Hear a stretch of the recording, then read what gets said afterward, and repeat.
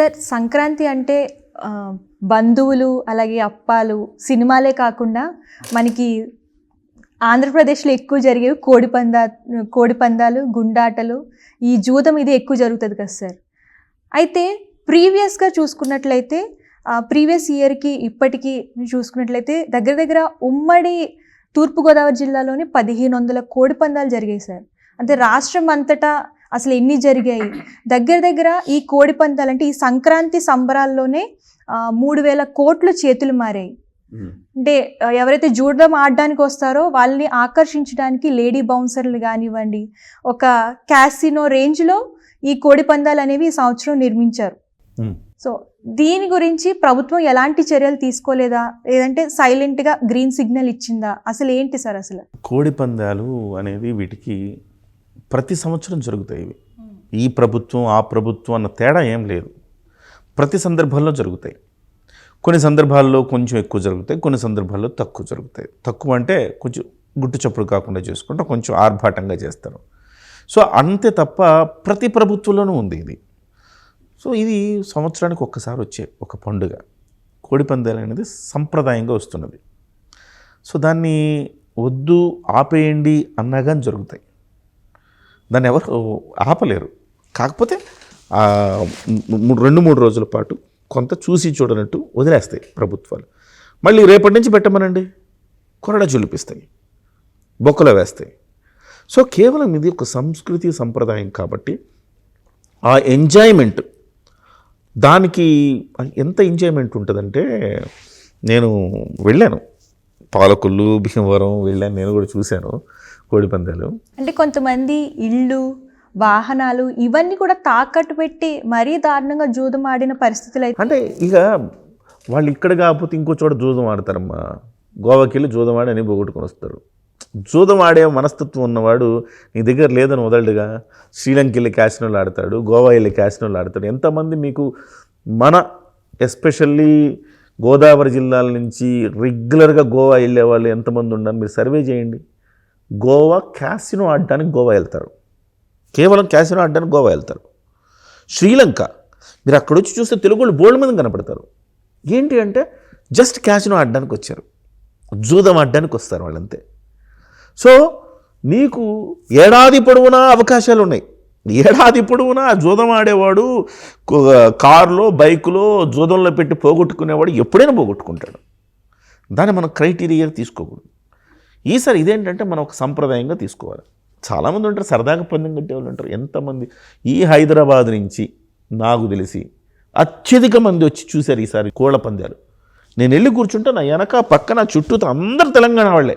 Okay, ఏంటయ్యా మీరు ఎంతమంది వచ్చారు తెలంగాణ వాళ్ళు అంటే, మా దగ్గర లేదు కదండి అంటారు. రేపో మాపో తెలంగాణలో పెట్టినా మీరు ఆశ్చర్యపోక్కర్లా. ఒకప్పుడు మీకు గోదావరి జిల్లాల వరకు మాత్రమే పరిమితమైన కోళ్ల పందాలు ఇవాళ విస్తరించి ప్రతి జిల్లాకి వెళ్ళిపోయినాయి. కృష్ణా జిల్లాలో బోల్డ్ అని నడిచినాయి. మీరన్నట్టు గుండాట రకరకాల ఆటలు నడిచినాయి. సో గుంటూరు కృష్ణ అన్ని జిల్లాలు పెడతారు. రేపో మాపో తెలంగాణలో పెడితే ఆశ్చర్యపోక్కర్లా మీరు. కాకపోతే ఇది వ్యసనంలా మారకుండా సరదాగా ఉంటే ఎవరికైనా ఇబ్బంది లేదు. అందుకే ఈ 2-3 రోజులు మాత్రమే అనుమతిస్తారు, ఆ తర్వాత అనుమతించరు, ఉక్కుపాదం మోపుతారు, అందులో డౌట్ ఏం లేదు. కాకపోతే మీరు అంటున్నారు గత ప్రభుత్వంలో అంత లేదు అంటున్నారు కదా. గత ప్రభుత్వంలో ఎందుకు లేదు, ఉంది. నేను గత ప్రభుత్వంలో ఉన్నప్పుడు వెళ్ళాను గోదావరి జిల్లాలకి సంక్రాంతి అప్పుడు, ఇప్పుడు సంక్రాంతికి వెళ్ళాను.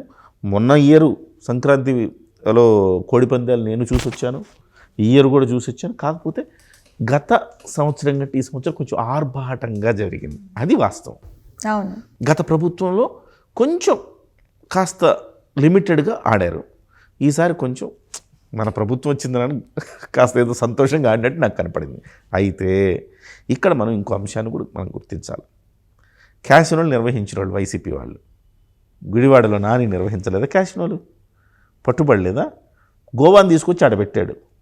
అట్లా అనేక నియోజకవర్గాల్లో పెట్టారు. అవన్నీ అప్పట్లో పెద్ద సంచలనమైంది. క్యాసినో ఆడిస్తారని మామూలు రోజుల్లో క్యాసినో ఆడించడం ఏంటండి, ఏదో సరదాగా తిరణాలనో అదనో ఏదో చెప్పి అకేషన్ చెప్పి క్యాసినోలు ఆడించారు. సో కాబట్టి నేనేమంటానంటే ప్రభుత్వాలు ఆ ప్రభుత్వమా ఈ ప్రభుత్వమా కాదు, నిజంగా చట్టబద్ధంగా నిషేధించబడింది. స్వయంగా స్పీకర్ డిప్యూటీ స్పీకరు అలాగే గంటా శ్రీనివాసరావు గారు, రఘురామకృష్ణరాజు గారు వచ్చి 2 కోళ్లను పట్టుకొని ఆయన ఒక్క కోడినట్టు ఈయన ఒక్క కోడిని పట్టుకొని వాటికి పందాలు పెట్టి చేసిన సంఘటన మనం రోజు టీవీలో చూసాం కదా, అందరూ చూశారు కదా, నేను ఒక్కడనే కదా, అందరూ చూశారు కదా. చట్ట ప్రకారం నేరమే, కానీ ఇది సంస్కృతి. మీకు గుర్తుంటే తమిళనాడులో జల్లికట్టు మీద ఎన్ని వివాదాలు నడిచినాయి. ఇదన్నా 2 కోళ్ళు కొట్టుకుంటే అంతే, జల్లికట్టు మనుషుల ప్రాణాలు పోతాయి. ఒక బలిష్టంగా ఉన్న ఒక దున్నపోతును వదిలితే దాన్ని కంట్రోల్ చేసే క్రమంలో యువకులు పోటీ పడి అనేక మంది ప్రాణాల మీదకు తెచ్చుకుంటారు. అది వాళ్ళ సంప్రదాయ క్రీడ. దాన్ని నిషేధించాలి అని చెప్పి పెద్ద ఎత్తున గందరగోళం వెళ్ళి కోర్టుల దాకా వెళ్ళి కోర్టు తీర్పులు ఇచ్చిన తర్వాత కూడా దాని మీద చెయ్యి వేయలేకపోయారు. రీజన్ ఏంటంటే ఇది మా సంస్కృతి, మా సంప్రదాయం, మేము ఒక సంవత్సరానికి ఒక్కసారే చేస్తాం, దాన్ని మీరెవరు అడ్డుకోవడానికి అంటున్నారు. కొన్నిటిని ఇక ప్రభుత్వాలు కూడా ఏంటంటే చూసి చూడనట్టు వదిలేయాలి. వదిలేయకపోతే ఆ ఏరియాలో నెక్స్ట్ బర్త్డే ఉండదు వాళ్ళకి. సో కాబట్టి ఇవాళ కూడా మీరు అన్నది వాస్తవం. గత ప్రభుత్వం కంటే కొంచెం మరింత ఉత్సాహంగా జరిగిన మాట వాస్తవమే, కానీ ఒక స్వేచ్ఛ వచ్చినట్టు భావించారమ్మా. ఇవాళ దీపావళి ఎందుకు జరుపుకుంటాం? నరకాసుర వధ జరిగింది అని చెప్పి దీపావళి జరుపుకుంటాం. పండుగ ఆనందోత్సాహాలతో దీపావళి జరుపుకుంటాం. నాకు అట్లా అనిపించింది ఈసారి. ఒక నరకాసుర వధ లాంటిది ఒకటి జరిగింది ఎన్నికల్లో. కొత్త ప్రభుత్వం వచ్చింది, మన ప్రభుత్వం వచ్చింది, ఇక ఆనందంగా ఎంజాయ్ చేయండి రా అన్నట్టుగా ఎంజాయ్ చేసినట్టుగా నాకు అనిపించింది. సో మనం చేయగలిగింది ఏం లేదు. చట్ట ప్రకారం అంటే మనం తప్పు పట్టాల్సిందే, కానీ అట్లా అని చెప్పేసి సంస్కృతి సంప్రదాయం అంటే ఇంక చూసి చూడనట్టు వదిలేయాలి. అదే అలవాటుగా మారితే తప్పు ఖచ్చితంగా. మీరు అన్నట్టుగా కొన్ని వేల కోట్ల రూపాయల ట్రాన్సాక్షన్స్ జరుగుతాయి.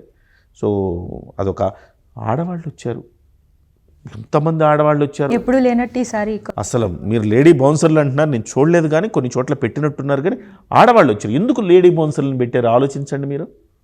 లేడీ బౌన్సర్లను పెట్టారని మీరు చెప్తే నాకు ఇప్పుడు అర్థమవుతుంది ఏంటంటే అనేక మంది ఆడవాళ్ళు తండోపతండాలుగా ఆడవాళ్ళు వచ్చి ఆడవాళ్ళు పందాలు కట్టారమ్మా. ఆడవాళ్ళు పందాలు కట్టారు. యువత ఒక 25 ఏళ్ళు కూడా ఉండవు, యువతులు అమ్మాయిలు వచ్చి గ్రూప్గా ఫ్రెండ్స్తో వచ్చి దాని మీద కడదాంవే, దీని మీద కడదాంవే అని చెప్పి అదేంటి ఇదేంటి, అది కాకా, ఇది నెమలా, దీని మీద నాది 1000 రూపాయలు వేసుకొని, నాది 2000 వేసుకొని సరదాగా పందెం కడుతున్నారు. అంటే వాళ్ళు జోదగాళ్ళు కాదు, సరదా అంతే. పెద్దవాళ్ళు 60 ఏళ్ళు 70 ఏళ్ళు ఉన్న మహిళలు కూడా వచ్చారు. నేను అనుకున్నాను లాస్ట్ టైం రాలా వీళ్ళు ఇంతమంది, ఈసారి ఇట్లా తండోపతండాలుగా జనం వచ్చి జరిగిన ఒక వేడుకలాగా కనిపించింది. దాన్ని మనం టెక్నికల్లీ అంటే తప్పే, ఇక ట్రెడిషనల్లీ అంటే ఒప్పే, దానికి మనం చేయగలిగింది లేదు. సార్ మీ సమయాన్ని వెచ్చించి మా వ్యూస్కి మంచి ఇన్ఫర్మేషన్ ఇచ్చినందుకు థ్యాంక్ యూ సార్. వెల్కమ్.